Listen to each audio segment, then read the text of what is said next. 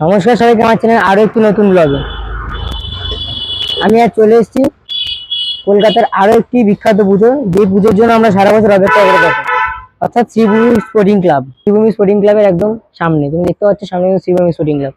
এবং এই বছর তাদের উপস্থাপনায় কি রয়েছে, কারণ প্রতি বছর শ্রীভূমি স্পোর্টিং ক্লাব আমাদের খুব ভিন্ন ভিন্ন ধরনের প্যান্ডেল উপহার করে থাকে, যার জন্য কিন্তু অসংখ্য কলকাতাবাসী ভিড় জমা রাস্তায় পুজো মণ্ডপের সামনে। এই বছর তাদের উপস্থাপনায় কি রয়েছে তা জানার জন্য কিন্তু আমরা সারা বছর ধরে আগ্রহ বসে থাকি। ইতিমধ্যে কিন্তু আমরা জানতে পেরে গেছি যে শ্রীভূমি স্পোর্টিং ক্লাবের এবছরের উপস্থাপনায় কি রয়েছে। সামনে কিন্তু রয়েছে শ্রীভূমি স্পোর্টিং ক্লাবের এবারে যে দুর্গোৎসবের ব্যানার। এবার কিন্তু তাদের 52তম বর্ষ, শারদোৎসব 2024 শ্রীভূমি স্পোর্টিং ক্লাব। এবছর তাদের থিম ভাবনা দক্ষিণ ভারতের বালাজি টেম্পল।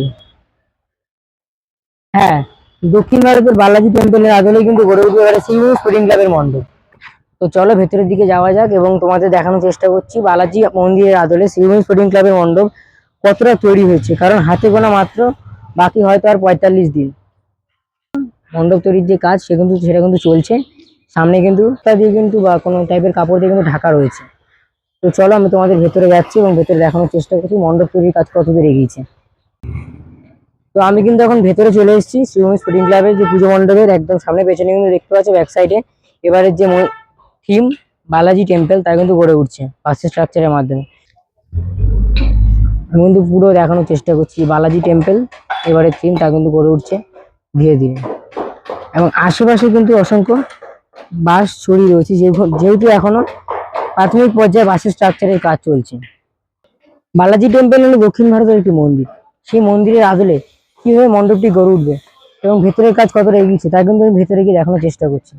যে বাঁশ বাঁধা স্ট্রাকচার সেটা কিন্তু প্রতিবারই দেখা যায়। ওদিকে কিন্তু রয়েছে, এদিকে প্যান্ডেল থাকার কারণে দেখাতে পাচ্ছি না, তো আমি সম্ভব দেখানোর চেষ্টা করি। এদিকে কিন্তু রয়েছে দুপাশে একটা বাঁশের স্ট্রাকচার বাঁধা কিন্তু প্রতিবারই থাকে, এবং ভেতরে যে মূল স্ট্রাকচারাল পার্টগুলো তৈরি করার কাজ কিন্তু ভেতরে চলছে। দেখতে পাচ্ছ যে শিল্পীরা রয়েছে তারা কিন্তু কাজ করছে। স্ট্রাকচারাল পার্টগুলো কিন্তু এখানে তৈরি করে রাখা হয়েছে, যেগুলি মণ্ডপ তৈরির কাজে ব্যবহার করা হবে।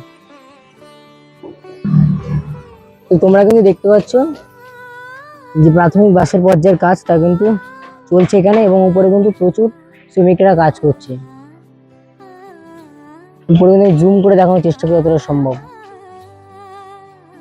প্রচুর লোক কিন্তু উপরে কাজ করছে, কারণ হাতে গোনা মাত্র হয়তো আর কয়েকটা দিন বাকি, 45 দিনের মতো বাকি। তার মধ্যেই কিন্তু ওই যে বালাজি মন্দির রয়েছে সেটা কিন্তু পুরো তৈরি করে ফেলতে হবে, তাই খুব জোর কদমে কিন্তু কাজ চলছে, যা তোমরা দেখে বুঝতে পারবে। শ্রীভূমি স্পোর্টিং ক্লাব আমাদের বিগত কয়েক বছর ধরে খুব সুন্দর প্যান্ডেল উপহার দিয়ে আসছে। যেমন 2023 সালে গত বছর যেমন আমাদের উপহার দিয়েছিল প্যারিসের ডিজনিল্যান্ড, যা কিন্তু বাচ্চাদের খুবই ভালো লেগেছিল। এবং 2022 সালে তারা কিন্তু আমাদের উপহার দিয়েছিল যে রোমের যে ভ্যাটিকান সিটি রয়েছে তারা এখানে তৈরি করেছিল।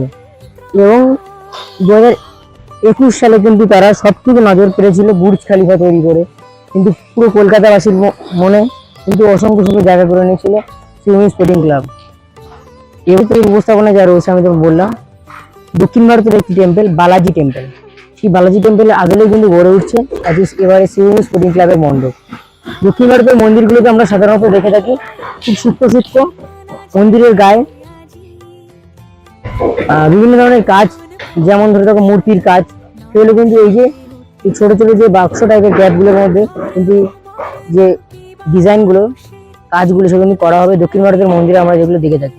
এবং যেই পাশের কথা বলছিলাম, এই পাশে যে বাঁশ বাঁধা রয়েছে, এই পাশের বাঁশগুলোর মধ্যে কিন্তু আমরা দেখতে পারবো দক্ষিণ ভারতের মন্দিরের যে স্থাপত্য, সেই স্থাপত্য কিন্তু দু সাইডে তুলে ধরা হবে।